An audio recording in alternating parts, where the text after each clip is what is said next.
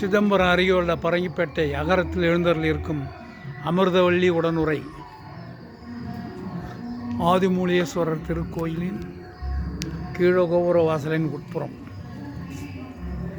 கொடிமரம் நந்தியம்பெருமான். இங்கே சமீபத்தில் தான் திருப்பணி நடந்து திருக்குடமுழுக்கு நடைபெற்றது.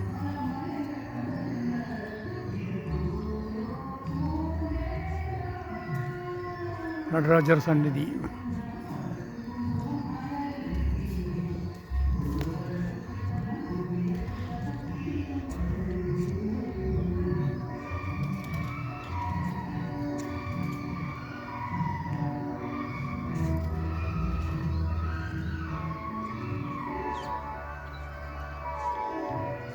சமீபத்தில் திருக்குடமுழுக்கு நடைபெற்றதால்